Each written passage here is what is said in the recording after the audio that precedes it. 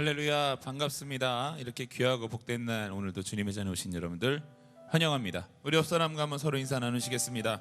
당신을 환영합니다. 보고 싶었습니다. 거짓말하지 마세요. 이러지 마시고 반갑습니다. 하나님을 기대하십니까? 아멘. 주실 은혜, 오늘도 이 시간 우리가 기대하며 나아갈 때 하늘로부터 오는 놀라운 큰 복이 우리 가운데 임할 줄 믿습니다. 우리 함께 그 문 앞에 찬양과 함께 영광의 박수 함께 올려드리고 함께 찬양하도록 하겠습니다. 함께 영광의 박수 함께 올려드리겠습니다. 할렐루야.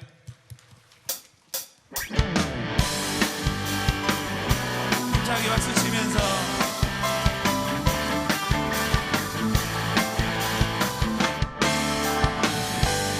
다 함께 고백합시다. 나의 반석이신 하나님, 행하신 모든 것 완전하시니,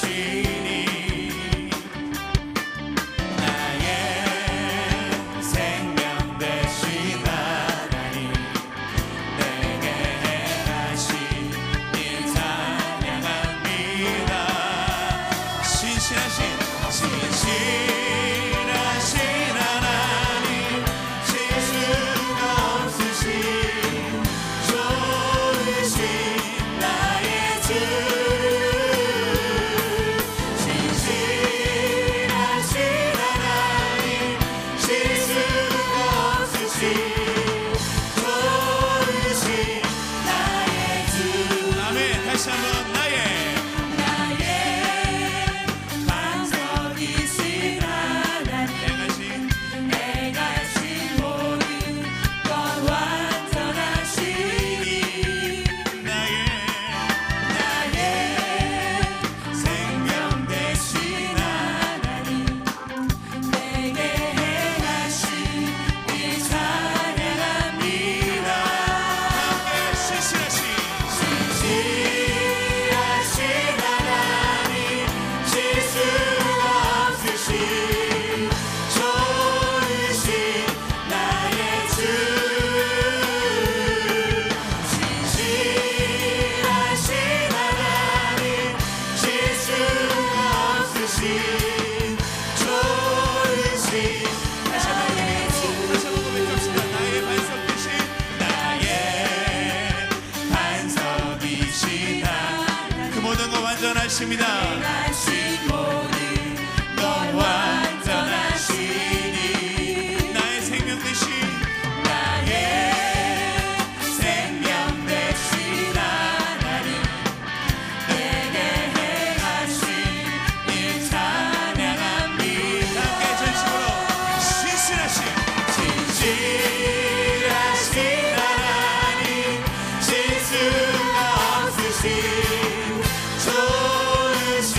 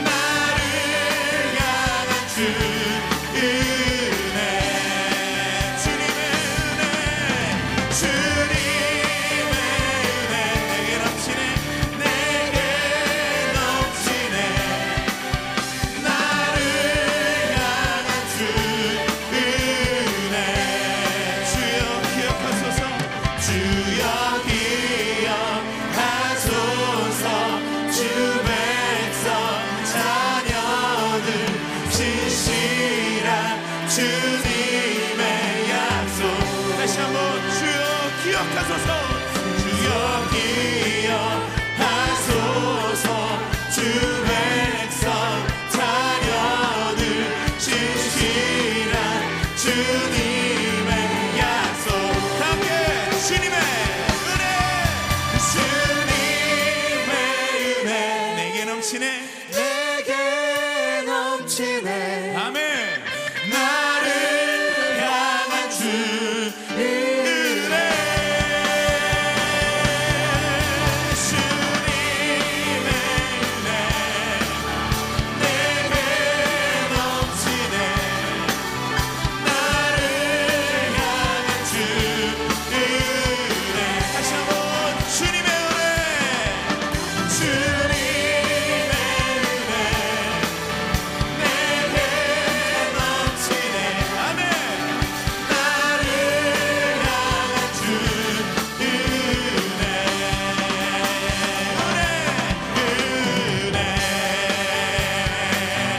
힘차게 박수 치면서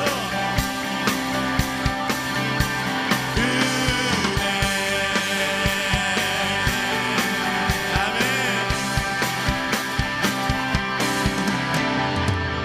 할렐루야 주님의 은혜가 우리 안에 충만하길 원합니다 그분을 찬양합니다 진실하신 주님 홀로 영광 받아 주시옵소서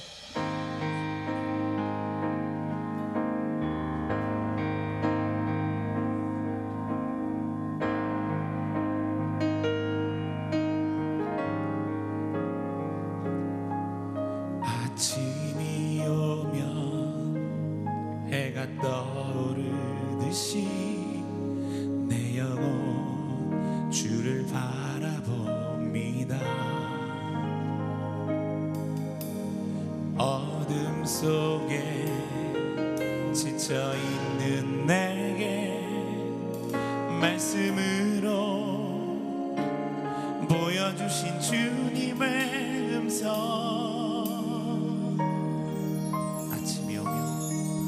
아침이 오면 해가 떠오르듯이 내 영혼 주를 바라봅니다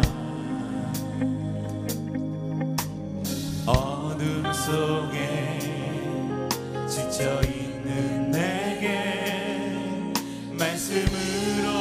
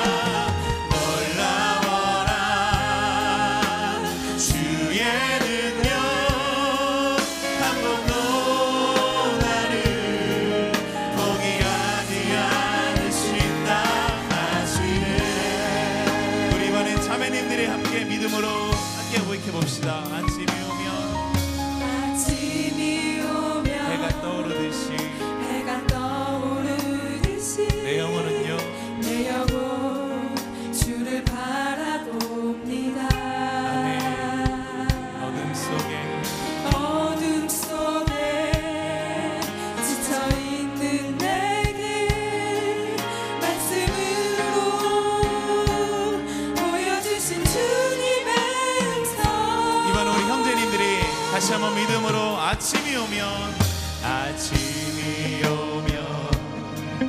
해가 떠오르듯이 내 영혼 주를 바라봅니다. 어둠 속에 지쳐있는 내게 다 함께 말씀으로 보여주신 주님의 음성 다 함께 전심으로 고백합시다.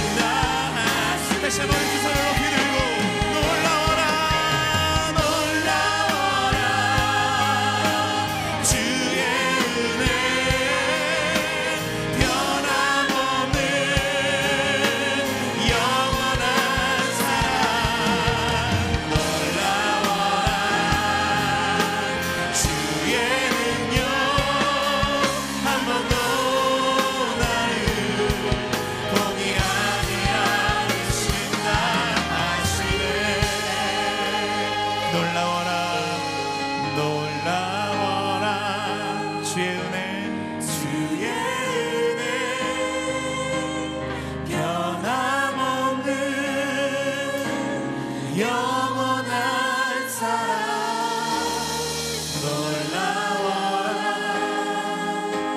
주의 능력 한 번도 나를 포기하지 않으신다 하시네.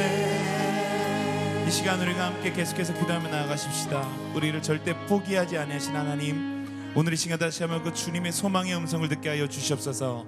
말씀을 통하여 우리 가운데 말씀하시고 우리 안아주시는 그 주님의 품 안에 우리가 더욱더 깊이 안기게 하여 주시옵소서. 그리고 그 주님을 함께 갈망하시면서 함께 기도하시면서 함께 나아가도록 하겠습니다. 함께 기도합시다.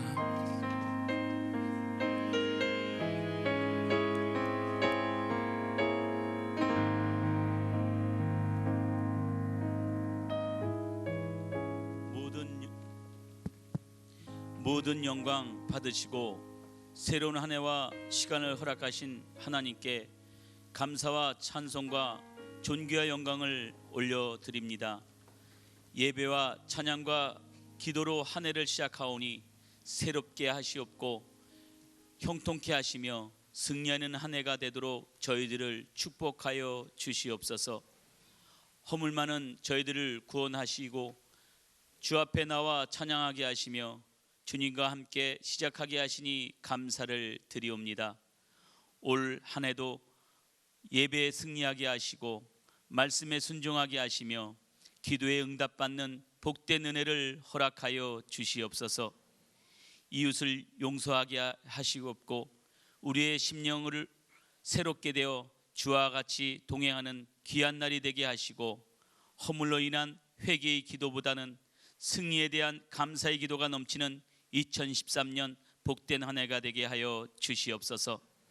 말씀과 은혜를 사모하게 하시고 올 한 해 맡겨주신 사명에 충성을 다하게 하시며 감사로 열매 맺는 축복을 허락하여 주시옵소서. 이 나라와 이 민족을 기억하여 주시옵고 다시는 동족 간에 피 흘림이 없게 하시고 평화로 통일되게 하여 주시옵소서. 새로 선출된 대통령과 위정자들에게 하나님을 알게 하시오며 정치, 경제, 교육, 복지 등 정의로운 사회가 실현되는 나라가 되게 하여 주시옵소서. 꿈의 교회를 사랑하시어 주신 하나님 아버지, 부흥의 불길을 주시옵소서. 이 일을 위하여 목자들과 재직들과 직분자들과 기관장 및 부서장들 그리고 셀 리더들과 개척의 정신으로 충성을 다하며 주님께 영광 돌리는 한 해가 되게 하여 주시옵소서. 바라옵건 꿈의 교회 성도들을 축복하여 주시사 직장을 잃은 성도들에게 직장의 문을 열어 주시옵소서. 물질의 어려움이 있는 성도들에게 물질의 축복을 허락하여 주시옵소서. 질병으로 고통을 받는 성도들에게 치료의 하나님을 만나게 하여 주시옵소서. 또 다른 소원이 있어 기다리며 부르짖는 성도들에게 응답받는 한 해가 되게 하여 주시옵소서. 오늘도 하나님의 말씀을 대언하실 담임 목사님께 보혜사 성령님이 함께하여 주시옵고, 말씀으로 말미암아 저희들의 심령을 깨닫게 하시고, 말씀이 선포될 때마다 하나님의 능력과 하나님의 온전하심과 기뻐하시는 뜻이 전달되며 회개하는 결단이 있게 하여 주시옵소서. 기도의 호흡으로 찬양하는 희망의 찬양대의 찬양을 흡양하여 주시옵고, 듣는 성도들에게 은혜되게 하시며 홀로 영광 받아 주시옵소서. 감사드리오며 예수 그리스도 이름 받들어 기도드렸사옵나이다. 아멘. 하늘에 계신 아버지, 이름 거룩하사 주님 나라 임하시고 뜻이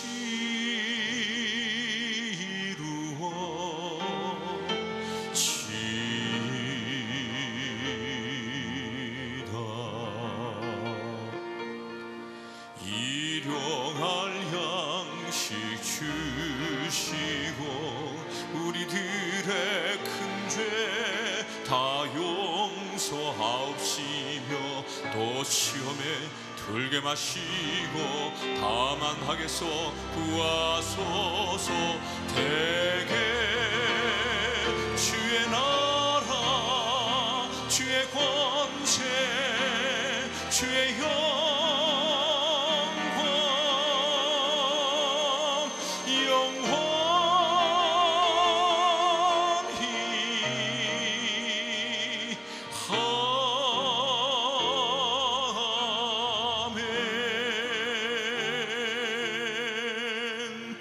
아멘.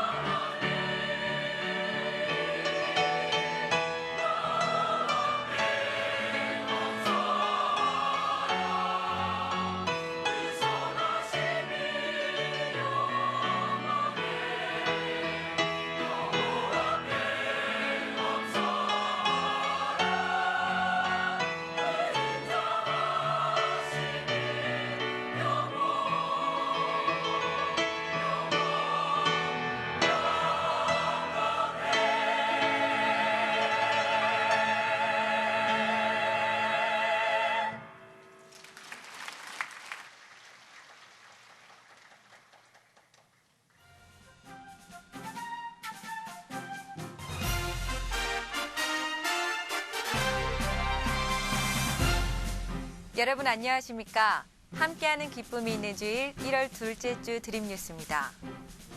2013년 꿈의 교회 연합신학원에서는 실생활에 구체적으로 적용하고 이해할 수 있는 다양한 상담 강의를 준비했습니다. 꿈의 교회 성도 여러분 안녕하세요. 요즘 우리 한국 사회는 뜨거운 힐링 열풍을 경험하고 있습니다.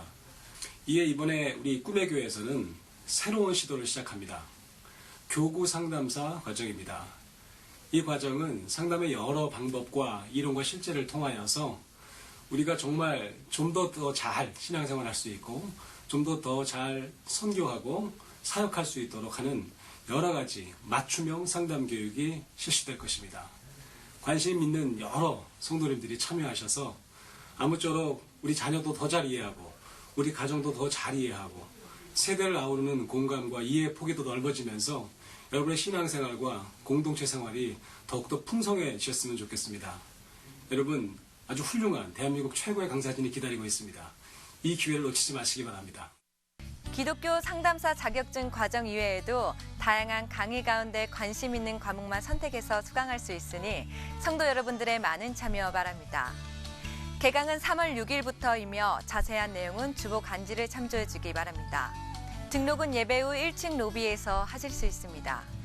청소년교회 틴즈파이어 겨울수련회가 2박 3일간 라이즈 업 위드 미션 사명을 향해 일어나라 라는 주제로 경기도 안성 너리굴 문화마을에서 열립니다. 이번 수련회는 수면, 경건, 공부, 플래닝, 태도의 습관을 변화시키고 모든 삶에서 플래닝을 통해 자기주도적인 삶을 살 수 있도록 세우는 RPS 컨퍼런스로 진행됩니다. 라이즈업 무브먼트의 RPS 강사진들과 공연팀 이누아 프로젝트 밴드와 로즈엠이 함께하게 될 이번 수련회에 청소년과 학부모님들의 많은 신청 바랍니다. 수련회 일정은 인근 각 중고등학교의 예배 소집일로 인해 1월 21일 월요일부터 23일 수요일까지로 변경되었습니다. 꿈의 교회 전도 제자훈련 DMT 코스 6기 훈련생을 모집합니다. DMT 코스는 꿈의 교회 필수 훈련 과정으로서 깊이 있는 소그룹 나눔과 아웃리치, 전도 실습 등을 통해 전도에 대한 자신감을 키워주고 예수님께서 원하시는 진정한 제자로 거듭나는 기회가 될 것입니다. 3월부터 6개월 과정으로 진행되는 6기 훈련은 오늘부터 2월까지 신청하실 수 있습니다. 관심 있는 성도님들은 주보를 참조하시기 바랍니다.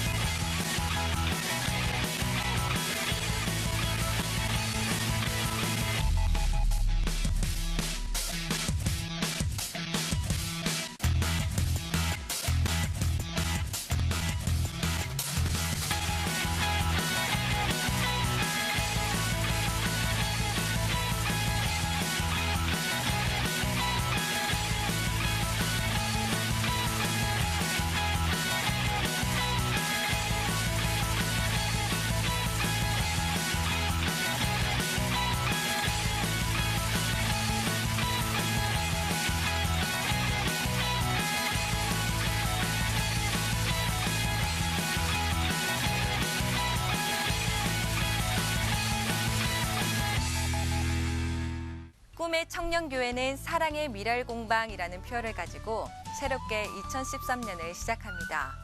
총 61개의 셀 그리고 30개의 사역팀으로 이루어진 시은과 두드림 공동체는 주일 오후 2시 30분 본당에서 드리는 오부 예배 때 함께합니다. 예수님을 닮은 진짜 미랄들을 만드는 공방으로서 거듭나고자 하오니 꿈의 교회 미래의 청년들을 위해 많은 관심과 증보를 부탁드립니다. 2월 28일부터 2박 3일간 진행되는 청년 TD 3기 참가자를 모집합니다. 청년 TD 기금 마련을 위한 곡감 판매도 교회 마당에서 오늘까지 진행됩니다. 연말정산을 신청하시는 성도님들께서는 교회 홈페이지 기부금 납입 확인 신청란에 등록 완료 확인 후 오늘까지 교회 1층 사무실 앞에서 찾아가시기 바랍니다. 이상으로 꿈이 차고 넘치는 교회, 꿈의 교회 드림뉴스를 마칩니다. 고맙습니다.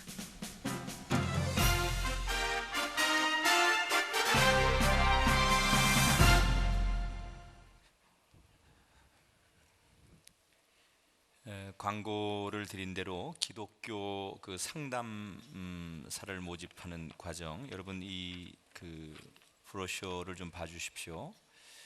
현재 연세대학교, 이화여대, 장로교 신학대학교 그 교수진들이 한꺼번에 다 모여서 이번에 커리큘럼을 만들었습니다.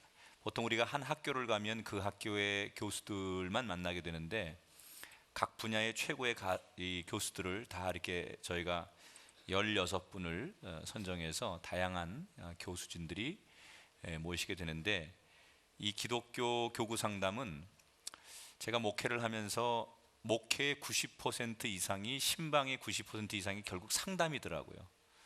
자녀 문제나 뭐 자기들의 우울증 문제나 또 뭐 많은 힘든 일, 다 그게 결국은 상담의 문제인데, 목회자들이 다 일일이 뭐 깊은 상담을 다 할 수 없고, 또 궁극적으로 교회가 평신도의 사역들이 많아져야 되는데, 이 상담 공부를 하면 굉장히 그 사역이 풍요로워지겠다라는 생각을 해서 이 상담 과정을 우리 교회 부설 연합신학원에서 이번에 개강을 하게 됩니다.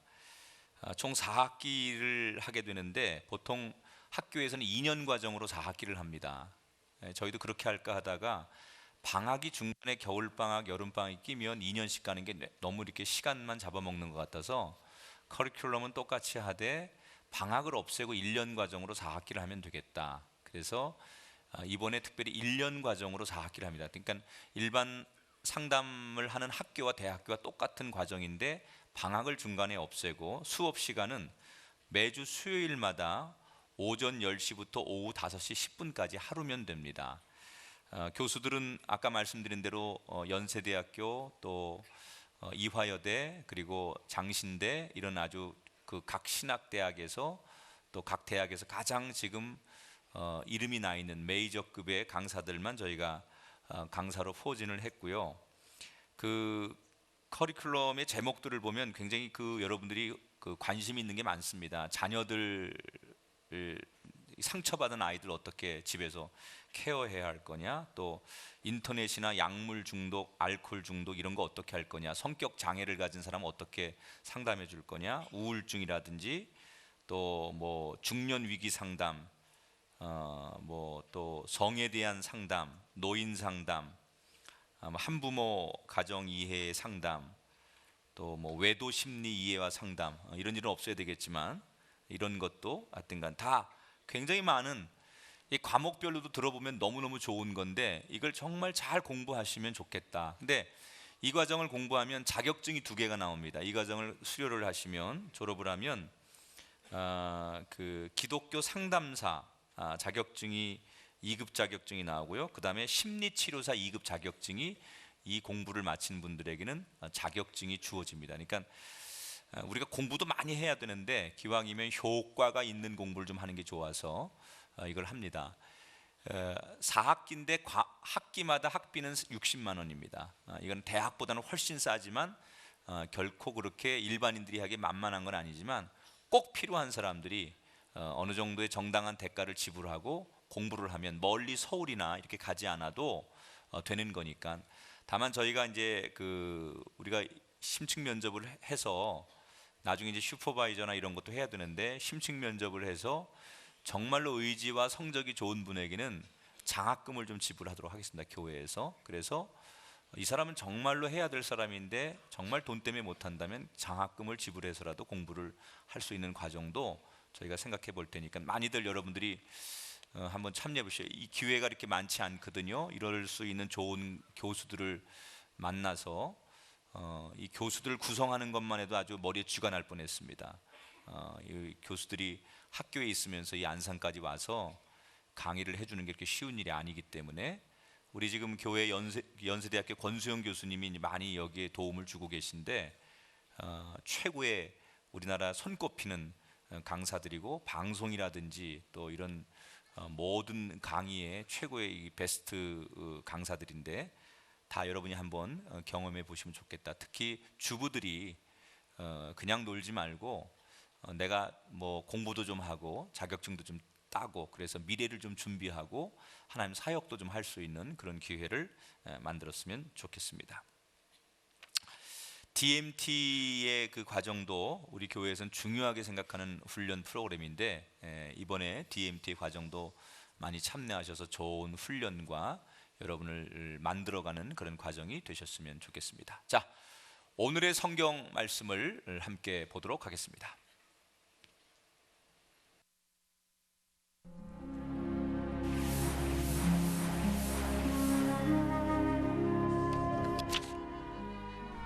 오늘의 말씀은 빌립보서 4장 6절에서 7절 말씀입니다. 아무것도 염려하지 말고 다만 모든 일에 기도와 간구로 너희 구할 것을 감사함으로 하나님께 아뢰라. 그리하면 모든 지각에 뛰어난 하나님의 평강이 그리스도 예수 안에서 너희 마음과 생각을 지키시리라. 아멘. 오늘 마가복음 강해를 한 주 좀 쉬고 긴급한 설교를 하나 편성을 했습니다. 고민을 많이 했습니다. 이 설교를 해야 될까? 그러나 안 하는 것도 목사로서 직무의 육이고 또 제가 1년에 한 번은 신앙의 베이직에 대한 가장 기초에 대한 이야기를 꼭 하는데 이걸 안 했을 때 또 혹시 정말 1년 농사를 또 헛짓는 분도 계실 텐데 다소 좀 부담스럽더라도 이 주제를 한번 정면으로 성령이 인도하신 대로 소개하는 게 좋겠다라고 생각해서 오늘 마가복음 강해를 한 주 접고 기본적인 신앙의 어떤 순서에 대한 설교를 좀 합니다. 당부를 드릴 건 절대 오해하지 마십시오. 무슨 여러분에게 헌금을 강요하거나 통상적 그런 거에 너무 민감한 분들이 계세요. 교회가 갔더니 말이야 헌금 얘기만 하더라. 1년에 딱 한 번 제가 설교하는 거예요. 연초에. 그리고 일체 그런 설교 안 하는데 지금 못 들으면 이 설교를 들을 수가 없어요. 그래서 제가 그런 분들 때문에 이 설교조차도 안 할까, 그냥 성령님께 다 맡길까 그랬는데 또 목사가 가르칠 것 안 가르쳐서 잘 모르면 그것도 문제가 좀 되겠다 생각이 돼서 정말 기도하는 마음으로 이 설교를 나눌 테니까 여러분들이 성령께서 하시는 말씀으로 듣는 시간이 되셨으면 좋겠습니다. 지난 1월 6일 김연아 선수가 7년 만에 국내 무대에 복귀해서 종합점수 210점 이상을 획득해서 우승을 하고 그리고 올 3월에 열리는 세계 선수권 대회에 우리나라 대표로 참여하는 자격을 획득했습니다. 그런데 이 사건이 놀라운 것은 김연아 선수가 공식 은퇴를 선언하고 무려 20개월 만에 다시 데뷔전을 치른 것인데 사람들이 굉장히 걱정을 많이 했습니다. 보통 프로 선수들이나 운동 선수들이 정점에 섰다가 은퇴를 선언하고 그래서 몸 관리와 자기 어떤 컨디션을 조절하지 않은 상황에서 몇 개월이 흘렀으면 다시 정상의 자리에 가는 것이 굉장히 어렵다. 그런데 김연아 선수도 마찬가지인데 무려 20개월 동안 선수 생활을 하지 않고 그냥 일반인처럼 살면서 음식을 먹고 싶은 거 먹고 운동도 안 하고 그러다가 다시 꿈을 가지고 한번 마지막으로 도전을 더 해야 되겠다라고 작년 7월부터 훈련에 돌입해서 작년 연말 12월 독일에서 열린 대회에서 우승을 하면서 20개월의 공백을 깨고 화려하게 현역 선수로 복귀를 했습니다. 말씀드린 대로 20개월의 공백을 깼다는 것에 대해 사람들은 경악을 금치 못했죠. 우리나라뿐 아니라 라이벌인 일본과 미국의 언론들이 앞다투어 김연아 선수가 20여 개월의 공백을 깨고 현역 못지않은 그 실력을 가지고 다시 돌아왔다. 이렇게 대서특필을 했었습니다. 그런데 많은 분들이 의문을 하나 갖습니다. 보통 선수들이 이 정도 되면 정상의 기량을 다시 뽐내는 것이 절대 불가능할 텐데 왜 김연아 선수는 가능했을까? 이 문제에 대해서 어떤 전문가가 이런 견해를 내놨습니다. 김연아 선수가 보통 선수와 다르게 20개월의 공백기를 깨고 화려하게 현역으로 복귀할 수 있었던 가장 근본적인 비결은 그녀가 기본기가 다른 선수에 비해서 탄탄한 선수이기 때문이다. 여러 가지 기술의 어떤 그 트릭이나 이런 것들이 다 중요하겠지만 김연아 선수가 제일 강점으로 꼽는 것은 워낙 어린 시절부터 기본기를 잘 다져놨기 때문에 다시 복귀하는데 다른 선수보다 훨씬 용이했을 것이다. 여러분, 김연아 선수뿐만이 아니라 매사에 우리가 살아가는 인생에서 가장 중요한 것은 기본기입니다. 특히 사람이 상황과 여건이 너무너무 어려울수록 이 기본기의 가치는 더욱더 빛나게 돼 있습니다. 저는 오늘 2013년 한 해를 시작하면서 그리스도인의 기본은 뭘까?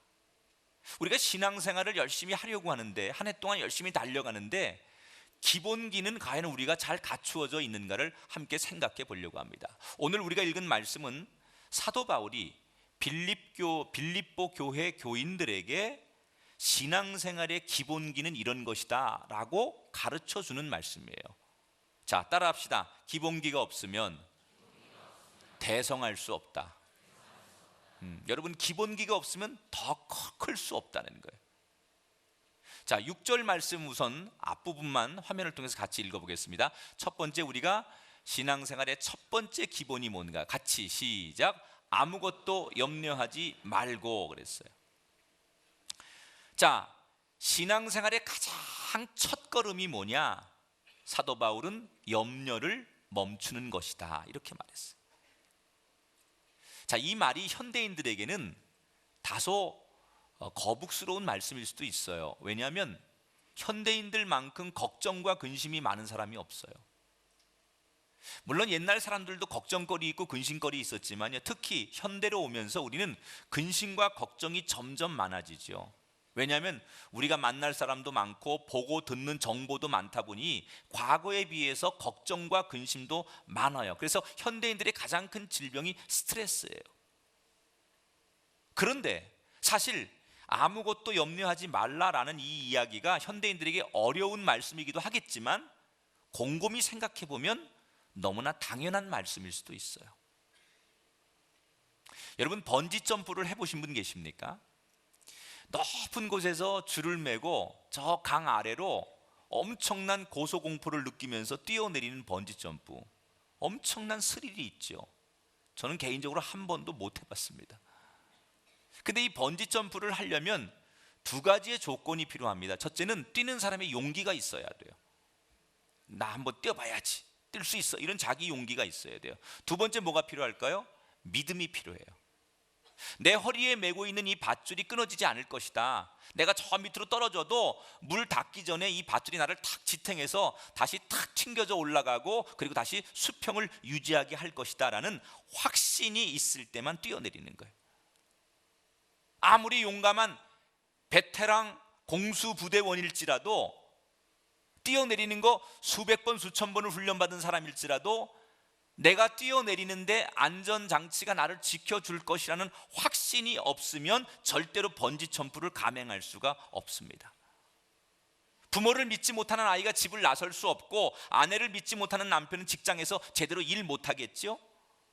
우리가 세상을 살면서 상대에 대한 확신과 믿음이 있는 사람은 염려하지 않아요. 저 사람 믿을 수 없을 것 같아, 저 사람 왠지 내 뒤통수 칠 것 같아, 이렇게 되면 우리가 일을 할 때마다 불안하고 염려하고 근심하게 되죠. 그러나 그 사람을 절대로 믿으면 스트레스 받지 않아요. 믿음이라는 게 굉장히 중요한 거예요. 가끔 우리가 TV에서 낯선 히말라야 고산지대를 오르는 산악인들이 그 히말라야라는 산을 처음 가는 거죠. 그런데도 담대하게 목표를 향해 열심히 가는 사람들이 있어요. 왜 그럴까요? 그 지역에 사는 셀파들이 길을 안내하기 때문이에요. 자기가 길을 몰라도 셀파들이 이 길로 가면 안전한 길이고 우리가 가려고 하는 목적지를 갈 수 있다고 생각하고 셀파들이 앞에서 인도하면 많은 낯선 사람들은 그 셀파들을 믿고 산을 올라가는 거예요. 마찬가지입니다. 우리가 살면서 우리 인생에 근심거리가 쌓이고 우리 앞길이 암울할지라도 하나님의 사랑과 하나님의 변치 않는 그 은혜가 내 인생을 꽉 붙들고 있음을 확신하는 사람은 그 힘들고 어려운 상황에서도 염려와 근심을 내려놓을 수 있는 거예요. 그러나 하나님이 정말 나를 지켜주실까? 하나님이 나를 버리시는 건 아닐까? 이런 불안과 염려가 있는 사람은 고통이 오면 올수록 더 괴로워하죠. 하나님이 나를 이 고통 가운데 건져주실 것이고, 나를 이 질병 가운데, 나를 이 환난 가운데 일으켜 줄 것이라는 확신이 있는 사람은 그 질병, 그 환난에서도 염려하지 않는다는 얘기예요. 우리가 즐겨 부르는 찬송 가운데 태산을 넘어 험곡에 가도 빛 가운데로 걸어가면 주께서 항상 지키시기로 약속한 말씀 변치 않네. 응? 여러분, 우리가 염려한다는 건 신앙적으로 표현하면 뭘 말하는 걸까요? 하나님을 신뢰하지 못한다는 거예요. 내 미래와 내 앞길을 하나님이 인도하신다는 것에 대해서 믿지 못하겠다는 뜻 아닙니까?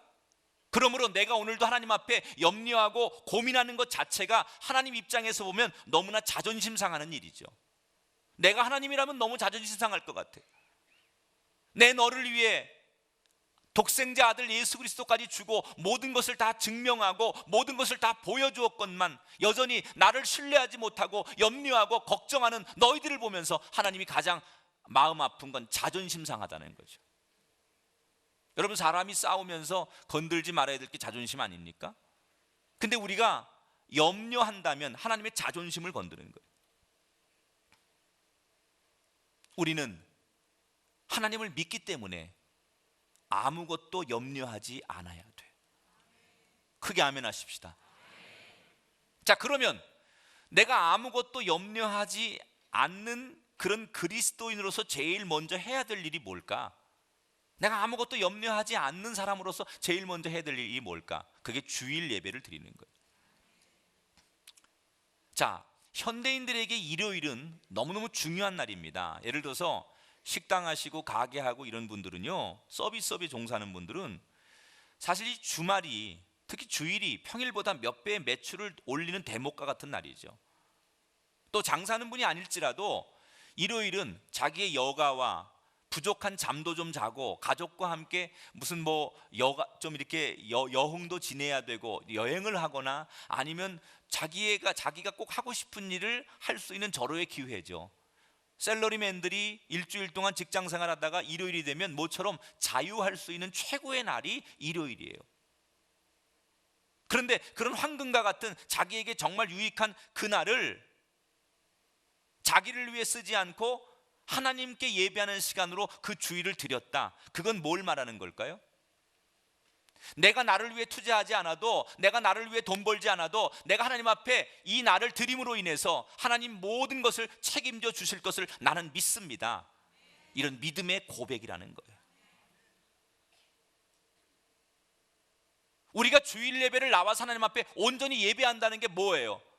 그건 결국 하나님 앞에 우리의 메시지를 드리는 거예요. 나는 지금도 하나님을 전폭적으로 신뢰하고 있습니다. 나는 내가 믿는 하나님을 내가 가장 많이 인정하고 있습니다.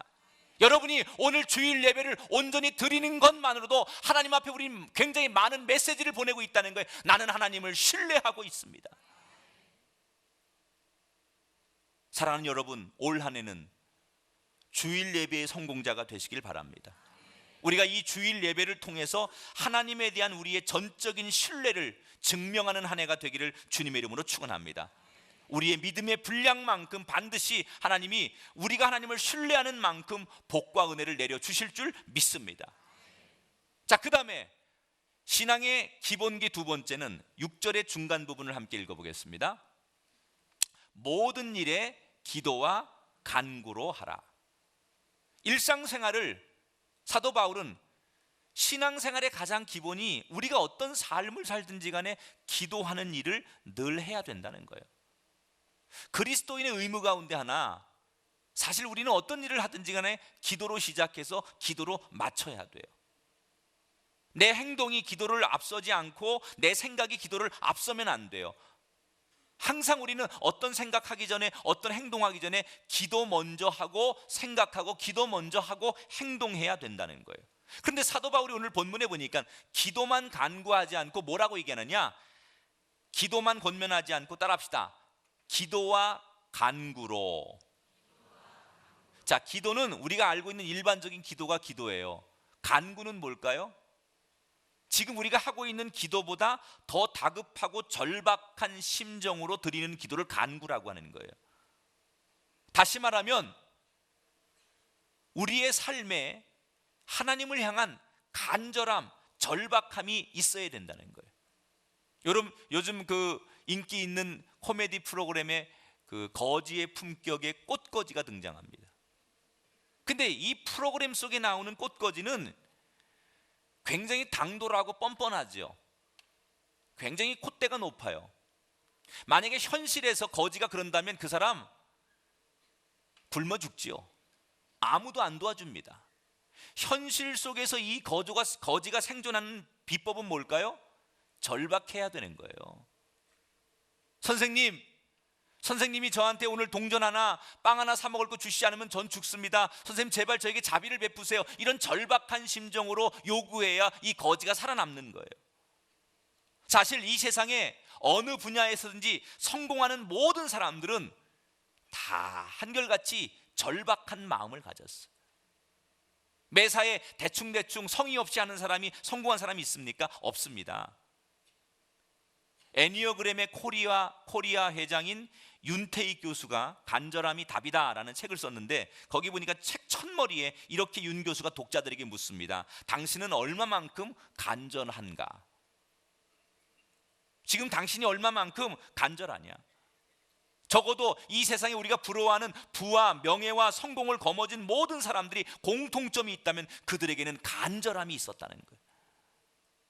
나는 이 시험에 꼭 합격해야 되겠다라는 간절함이 있는 사람이 끝까지 공부합니다. 나는 이 사업을 꼭 성공시켜야겠다고 생각하는 간절함이 있는 사람은 밤잠 설치죠. 사업장에서 끼니를 걸러가며 그 일에 매진하죠. 왜? 간절하기 때문에. 나 이거 아니면 안 된다고 생각하니 그렇게 하는 거예요. 먹을 거 다 먹고 잠잘 거 다 잠자고 남들 놀러 다닐 거 다 똑같이 놀러 다니면서 그런 생각까지 성공할 수 없다는 거죠. 공장에서 자고 회사에서 진짜 먹는 둥 마는 둥 버티면서 내가 이거 할 때까지 이룰 때까지 나는 여길 떠날 수 없다라는 그 간절함이 그 사람을 성공으로 만든다는 거예요.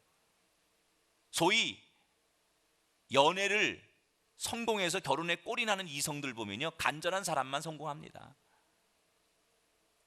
상대에게 나 당신 없으면 못 살아, 나 당신 없으면 죽어, 당신 없는 인생은 안고 없는 찐빵이야, 오아시스 없는 사막이고 고무줄 없는 팬티야.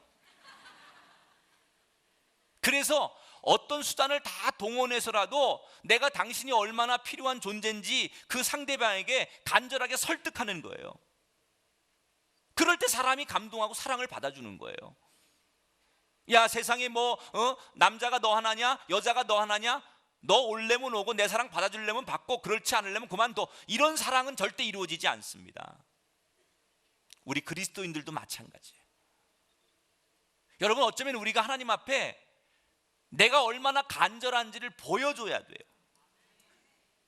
내가 기도하면서 하나님, 내가 이렇게 지금 목말라 있습니다. 하나님의 은혜와 자비와 하나님의 도우심이 아니면 내가 살 수 없습니다. 이렇게 내가 너무너무 목마르고 간절하다는 사실을 하나님 앞에 우리가 보여줘야 된다는 거예요. 하나님, 허락하시려면 허락하시고 알아서 하십시오. 하나님이 날 축복하시면 좋은 거고 안 하셔도 할 수 없는 거죠. 이렇게 무성의하나 하고 교만한 태도를 가진 그런 기도하는 사람에게 하나님께서 빠르게 응답하실 이유가 없다는 얘기예요. 마태복음 7장 7절 8절을 한번 읽어보겠습니다. 구하라 그리하면 너에게 주실 것이요, 찾으라 그리하면 찾아낼 것이요, 문을 두드리라 그러면 너에게 열릴 것이니 구하는 이마다 받을 것이요, 찾는 이가 찾아낼 것이요, 두드리는 이에게는 열릴 것이니라. 여러분에게 묻겠습니다. 여러분은 오늘 얼마나 절박하게 기도하고 계십니까? 우리가 절박하게 기도하지 않는다는 건 두 가지 의미가 있을 거예요. 첫째는 하나님 말고 달리 살 방법이 있든가, 아니면 여러분이 하나님의 능력과 지혜를 전혀 믿지 않든가. 그래서 우리가 하나님 앞에 절박하게 기도하지 않는다는 거죠. 간절해야 돼. 정말로 간절해야 돼. 옆 사람한테 인사합시다. 당신의 기도가 간절하게 변하길 바랍니다. 그게 신앙의 기본이라는 거예요. 간절해야 돼. 간절.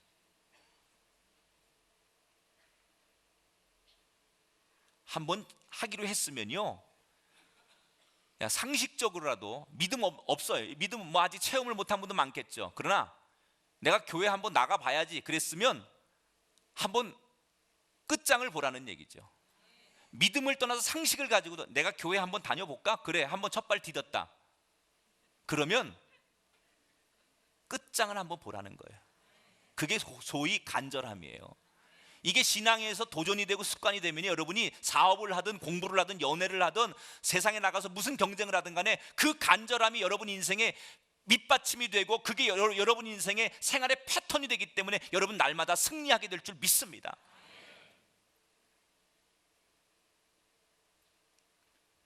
그 다음에 사도 바울이 오늘 빌립보서에서 신앙의 기본기 하나를 또 이렇게 가르칩니다. 6절 마지막 부분을 함께 읽어보겠습니다. 너희 구할 것을 감사함으로 하나님께 아뢰라 그랬어요.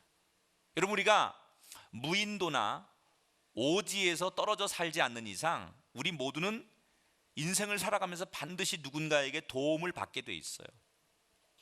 특히 우리가 너무 중요한 순간에 내 삶의 슬럼프와 위기 때, 어려울 때 어떤 사람의 말 한마디와 그 사람의 도움 때문에 내가 힘을 얻었거나 그 어려움을 이겨냈다면 나에게 힘을 주시고 나에게 어려움을 이길 수 있도록 도와주신 그분들을 우리는 은인이라고 불러요.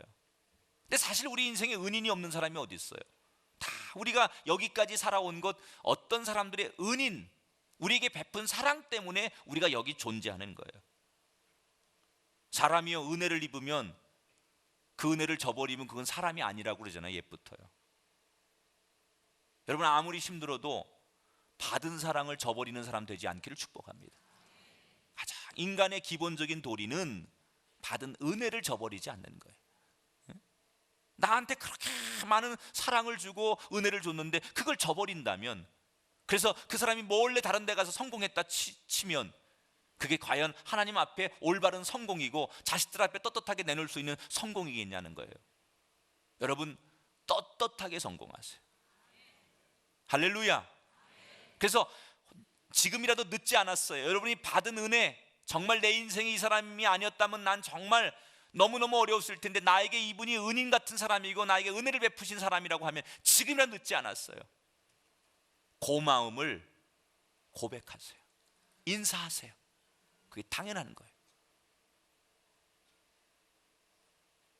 자기에게 사랑을 베푼 사람에게 감사를 표시해야죠.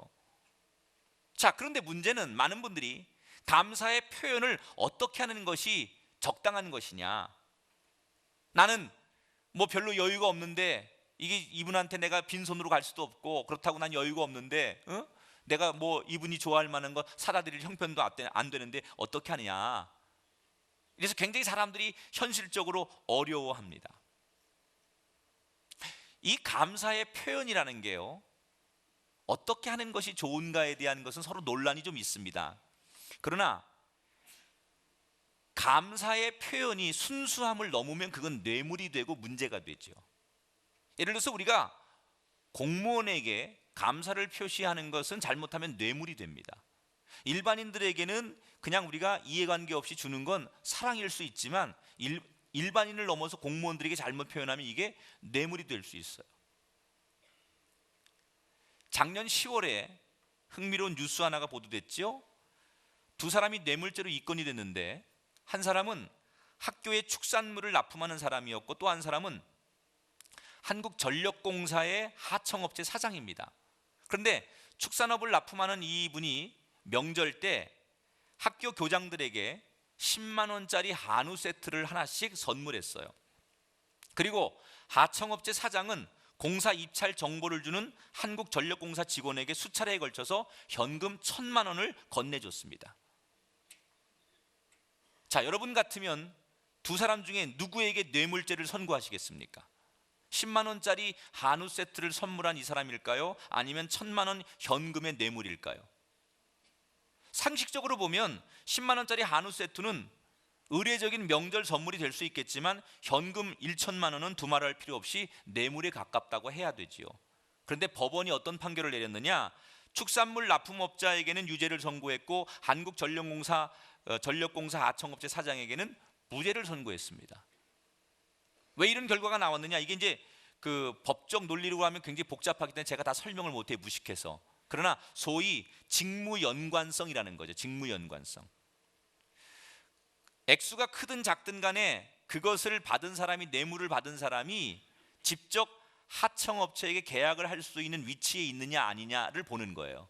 교장 선생님은 그 10만 원짜리를 받고서도 그 사람하고 계약을 명령할 수 있는 자리, 체결할 수 있는 자리이기 때문에 이걸 뇌물로 보는 거고, 그 하청업체 사장이 준 사람은 한국전력공사 직원이 그 위치에 없다고 보는 거죠. 변호사님들 내 말이 맞나요? 난 그렇게 이해하고 있어요. 그런데 많은 분들이 교회에서 바치는 헌금을 놓고도 비슷한 고민들을 하는 것을 제가 봐요. 어떤 고민하느냐? 헌금을 드리지 않는 분 가운데 이런 논리를 펴는 분들이 있어요. 첫째는, 아니 하나님 앞에 내 마음이 중요한 거지 꼭 돈을 드려야 됩니까? 내 마음을 하나님 앞에 드리면 하나님이 내 마음 중심을 받으시는 거지 내가 꼭 하나님 앞에 돈을 드려야만 그게 되는 겁니까? 이런 논쟁을 합니다.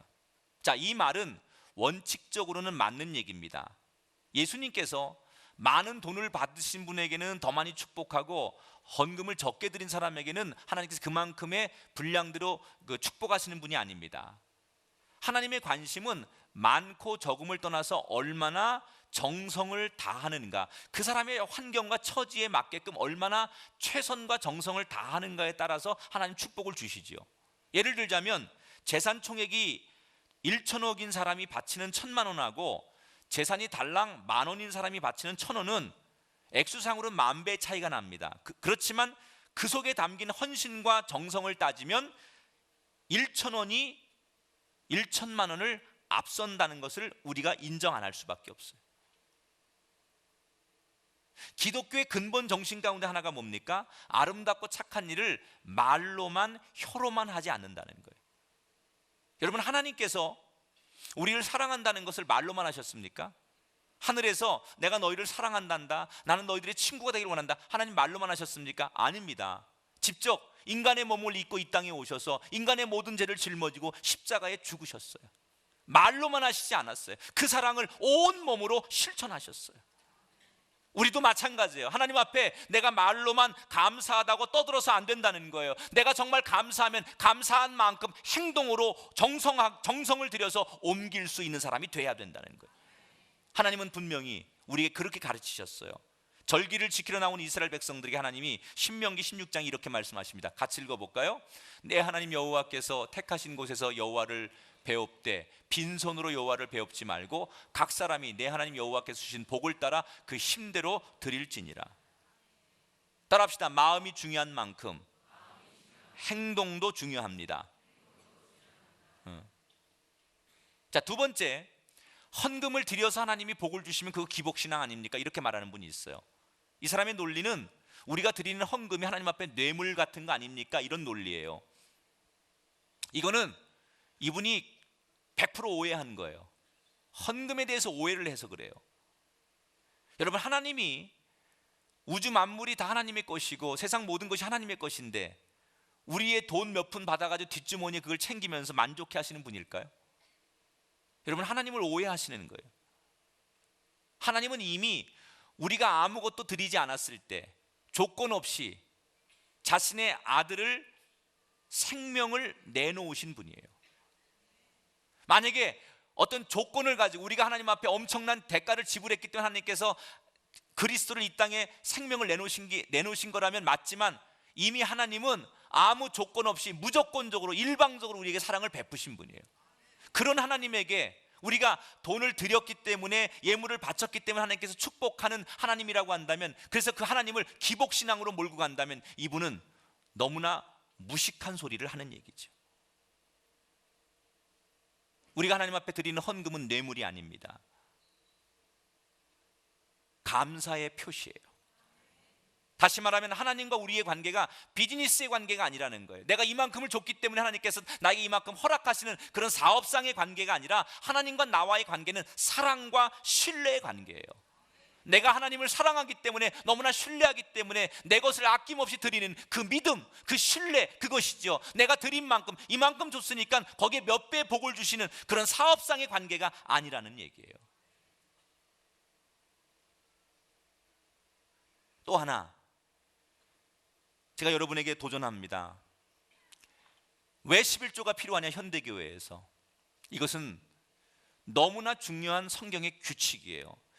제가 여러분에게 11조를 강조하는 것은 교회 운영이나 또는 헌금을 여러분에게 더 많이 걷기 위한 목적이라고 생각하시면 이미 그 사람은 내가 무슨 소리를 해도, 어떤 논리를 펴도, 어떤 은혜로운 얘기를 해도 이 이야기가 들어오지 않을 거예요. 제발 부탁인데 그냥 제 이야기를 객관적으로 한번 들으시고 평가를 해주세요.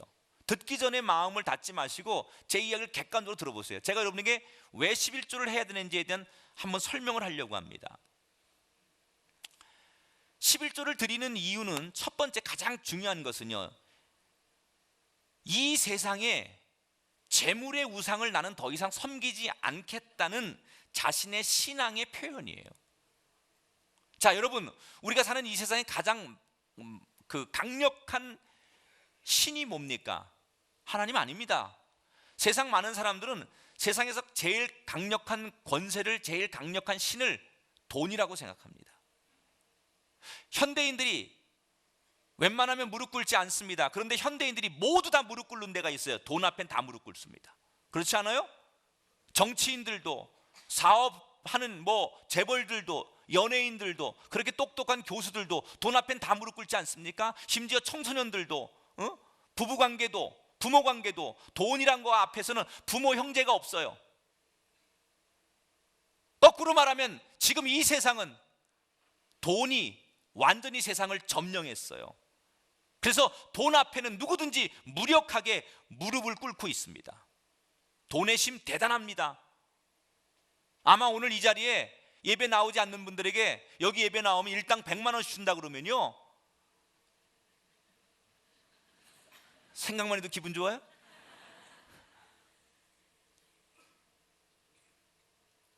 생각해 보세요. 우리가 100만 원 줄 테니까 오늘 예배당에 나오는 사람 100만 원씩 받아갈 수 있습니다, 이런 특혜를 준다 그러면요, 잠이 문제입니까? 지금 놀러 가는 게 문제입니까? 데이트하는 게 문제입니까? 애들 젖 먹이는 게 문제입니까? 팽개 쳐놓고 올 거예요. 모든 사람들이 돈 앞에 다 지금 무릎을 꿇고 있습니다.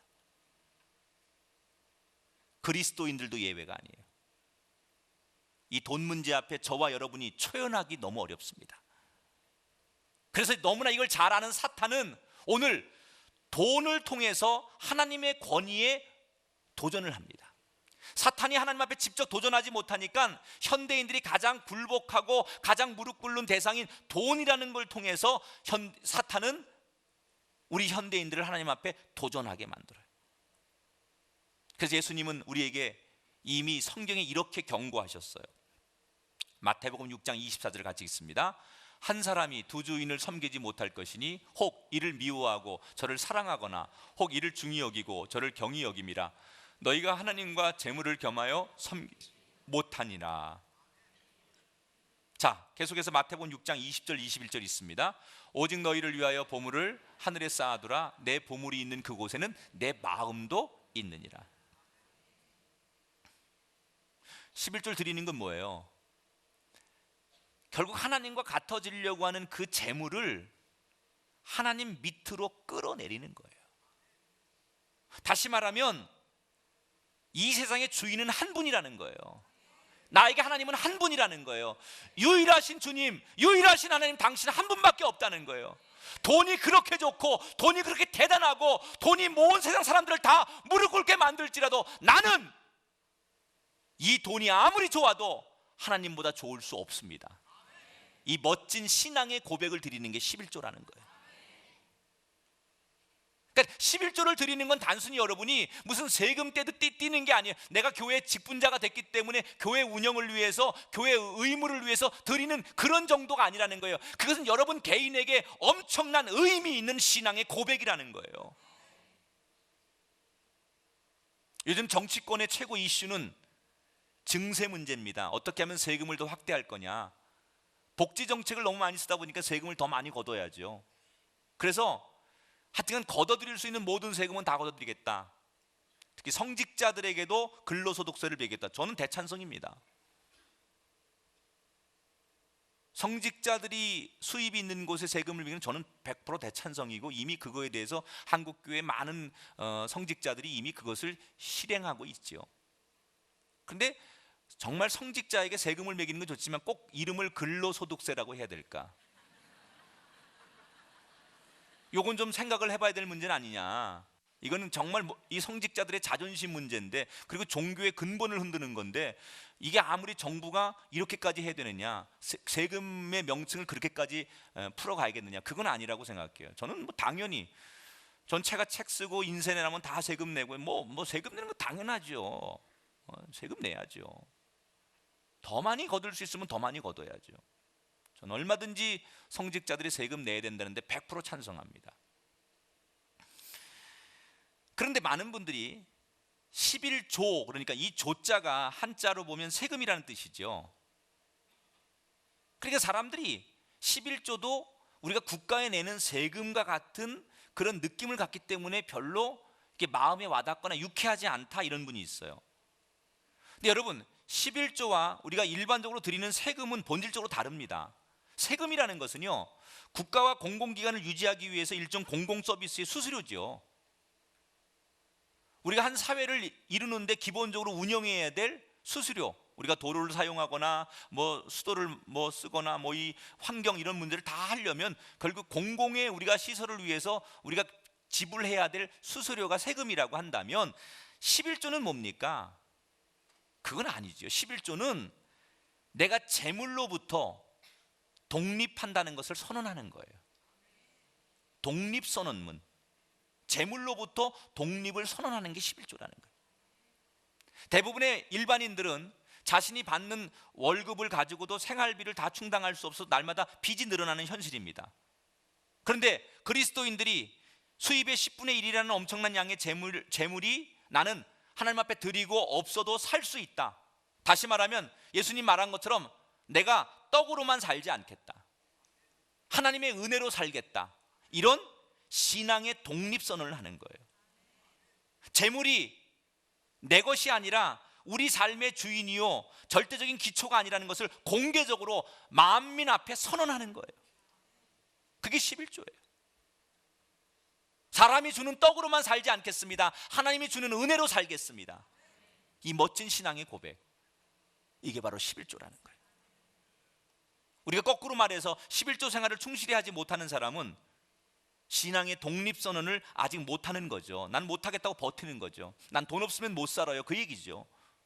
그런 거 아닙니까? 나 11조 못해, 너무 어려워, 나 이거 11조 드리고 나면 당장 내가 쓸 게 없어. 그건 뭐예요? 나는 이 돈 없으면 못 산다는 거예요. 하나님도 좋지만 나는 돈으로부터 독립할 수 없다는 거예요. 여러분, 이게 결단이 안 되고 이게 의지가 없으면 신앙은 다시 원점으로 돌아가는 거예요. 사람이 떡으로만 살 것 아니요 하나님의 말씀으로, 은혜로 살 것이라.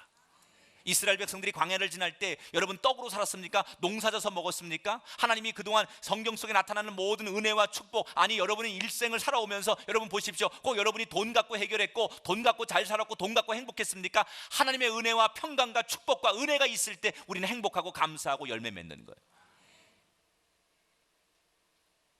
사랑하는 여러분, 도전하십시오.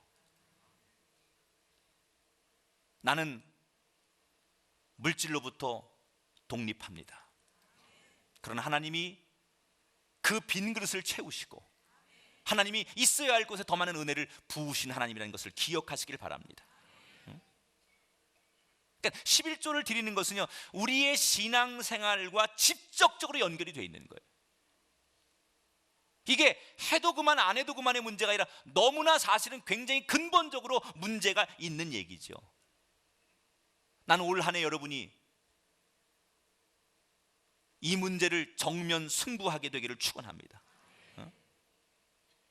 따라합시다. 하나님만이 내 삶의 주인이십니다. 이 신앙 고백이 흔들리지 않으려면 하나님 빼놓고는 다 우리가 할 수 있어야 돼요. 그때 내 머리와 상식으로 상상할 수 없는 복이 나의 삶에 이루어지게 될 줄 믿습니다. 말라기 3장 10절 말씀을 같이 읽겠습니다. 만군의 여호와가 이르노라, 너희의 온전한 11조를 창고에 들여 나의 집에 양식이 있게 하고 그것은 나를 시험하여 내가 하늘문을 열고 너희에게 복을 쌓을 곳이 없도록 붙지 아니하나 보라. 다시 한번 부탁합니다. 한 분도 이 저의 설교에 시험 들지 마십시오. 여러분에게 그런 의도로 설교한 거 아니에요. 시험 드는 그 사람이 예전에도 11조 안 하는 사람이에요. 하는 사람이 시험 드는 사람은 없어요. 안 하는 사람이 그거 꼭 나들으라고 하는 얘기네. 맞아요. 근데 그 사람은 예전에도 안 했거든요. 근데 지금 이 문제를 가지고 꽁해가지고 11조 얘기를 하니까 교회가 맨날 설교 시간에 헌금, 전 맨날 한 적 없어요. 1년에 딱 한 번 해요. 말은 바른 말로 하자고요. 그런데 이 문제 가지고 시험 들어서 뭐 교회 안 나와, 아니 난 뭐 교회 옮길 거야, 그래서 난 예수생이들이 싫어, 이러고 하지 말라는 거예요. 그런 목적이 아니에요. 여러분하고 싸우자고 하는 얘기가 아니에요. 여러분에게 객관적으로 한번 여러분이 판단하도록 말씀을 펼쳐놓고 여러분에게 보여주는 거예요. 이 말씀이 여러분에게 은혜가 되시고 이 말씀이 여러분에게 간절해지길 바랍니다. 그래서 정말 다시 한번 여러분의 인생의 기본을 돌아보면서 내가 신앙의 기본이 무너졌구나, 내가 신앙의 기본이 안 됐기 때문에 내가 이렇게 오랫동안 신앙생활 하면서도 다시 넘어지고 내가 그랬구나라는 것을 깨달으면서 여러분 무너진 신앙의 기본을 다시 수축하고 더 멀리 롱텀으로 달려가는데 지치지 않는 축복된 성도들이 되시기를 주의 이름으로 축원합니다. 지난번에 우리가 조은서 어린이 가족을 초대해서 성탄절날 우리가 성금을 전달했는데, 연말에 우리 교인들에게 은서 엄마가 편지를 보내오셨어요. 그래서 이건 저만 읽을 수 있는 건 아니고 우리 교인들 모두에게 주신 거라 제가 잠깐 오늘은 시 대신 이 편지를 좀 낭송하는 것으로 대신 하겠습니다. 안녕하세요. 조은서 엄마입니다. 참 좋은 사람들과 함께 인생을 살아간다는 것은 행복한 일인 것 같습니다. 은서는 저희 부부에게 희생과 철없던 삶의 습관을 버리고 어른으로 만들어준 아이였습니다.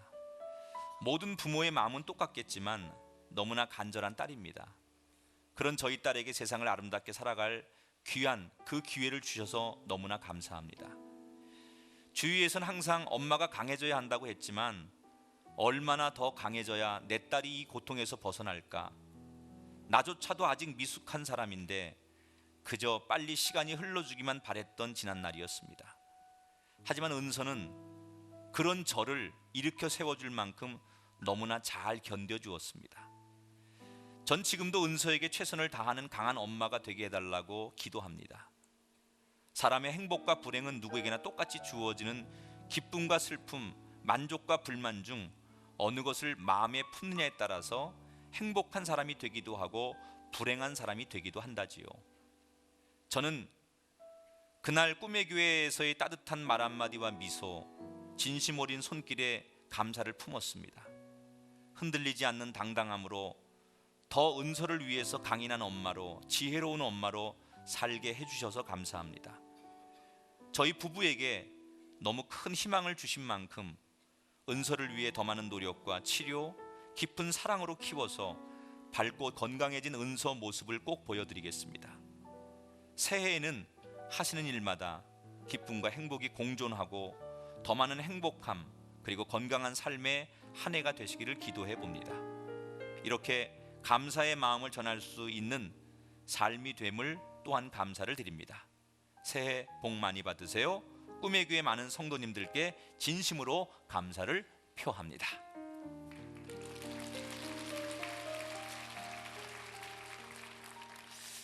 네, 계속해서 우리가 또 기도해주고 우리의 작은 그저 별것 아닌 섬김이 한 가정과 한 아이의 인생에 큰 버팀목이 된다면 우리가 얼마나 참 부족한 사람인데 우리를 크게 써주시는가에 대한 또 부끄러움도 좀 있습니다.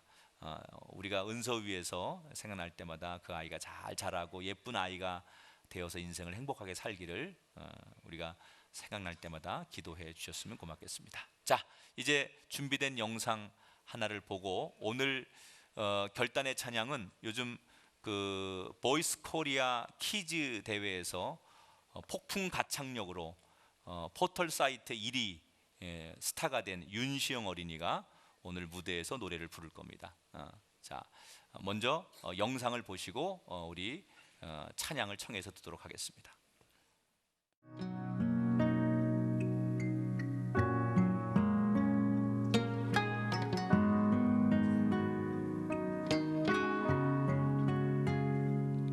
혼자라 슬퍼하진 않아 돌아가신 엄마 말하기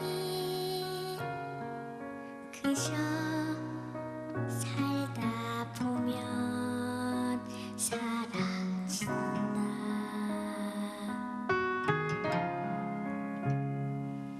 그 말 무슨 뜻인지 몰라도 기분이 좋아지는 주문 같아 너도 해봐 눈을 감고 중얼거려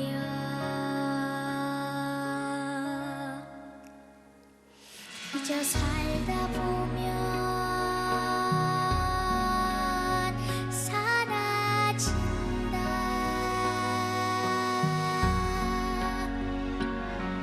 그저 살다 보면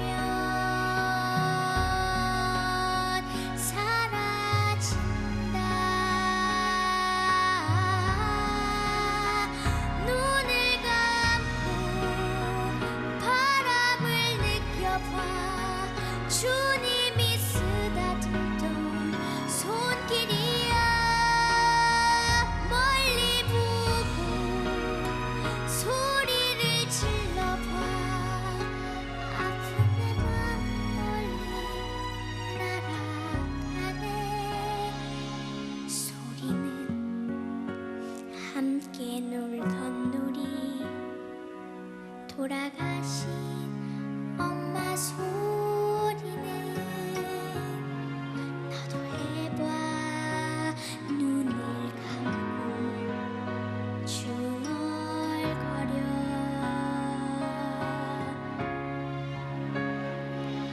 그저 살다 보면 사라진다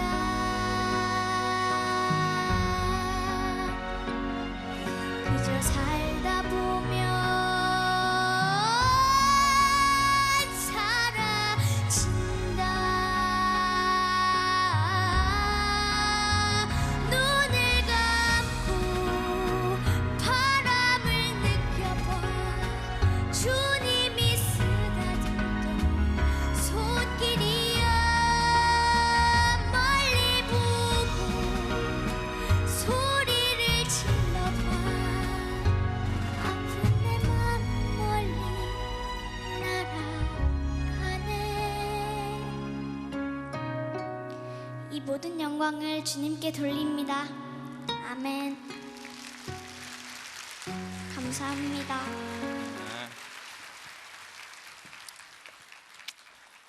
시영이는 아빠가 윤승욱 집사, 엄마가 김미선 집사지요.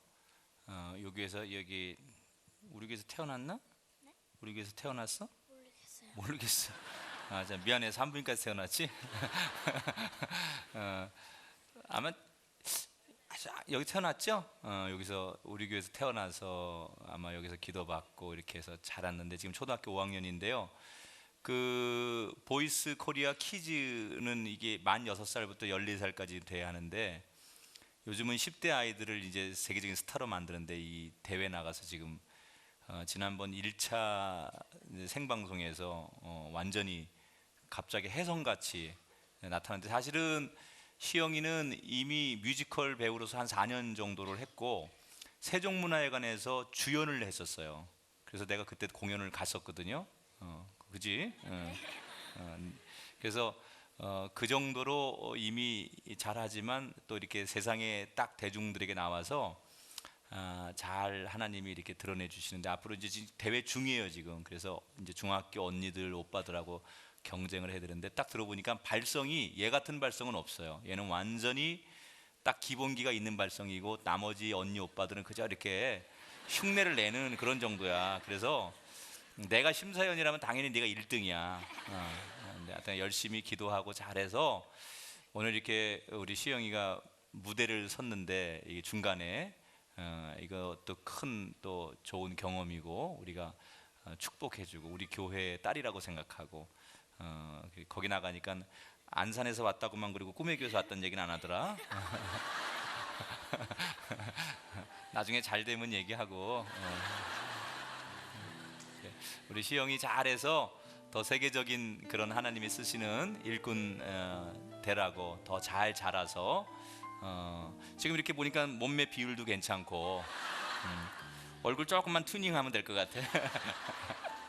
예뻐요. 그래서 잘 우리 시영이 자라서 크게 쓰임 받는 인물 되라고 여러분 다시 한번 뜨겁게 우리 시영이 위해 축복의 박수 한번 해주십시오.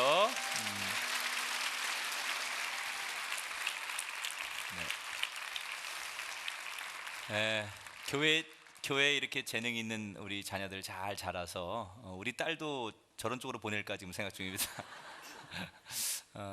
하여튼간 우리 자녀들이 정말 이렇게 곳곳에 각각의 자리에서 정말 세상을 깜짝깜짝 놀라게 할 만한 좋은 자녀들이 많이 나오기를 늘 제가 기도하고 있어요. 소원하고 있어요.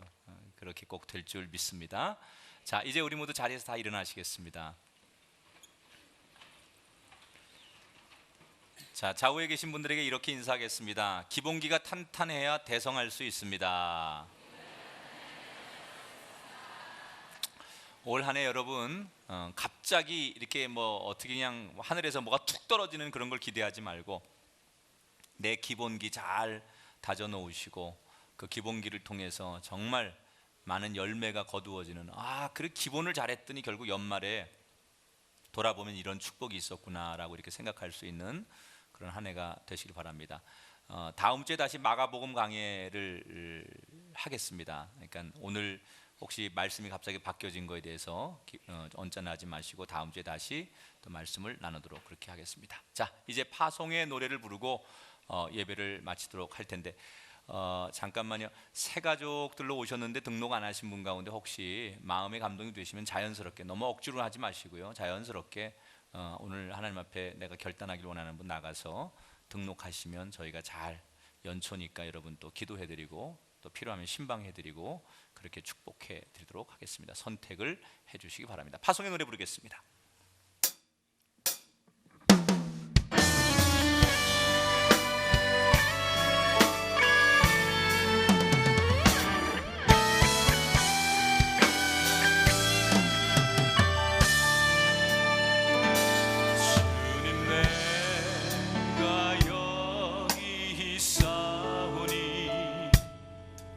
나를 보내소서. 나의 맘 나의 몸 주께 드리오니 주 받으옵소서. 주님 내가 여기 있사오니 나를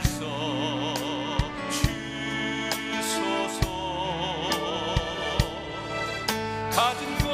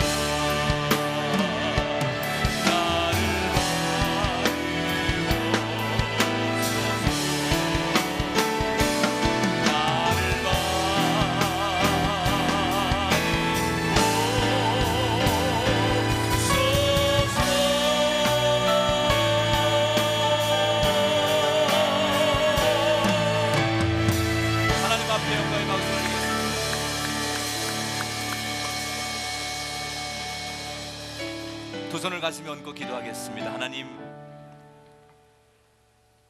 두 번째 주일을 맞습니다. 52분의 2를 삽니다.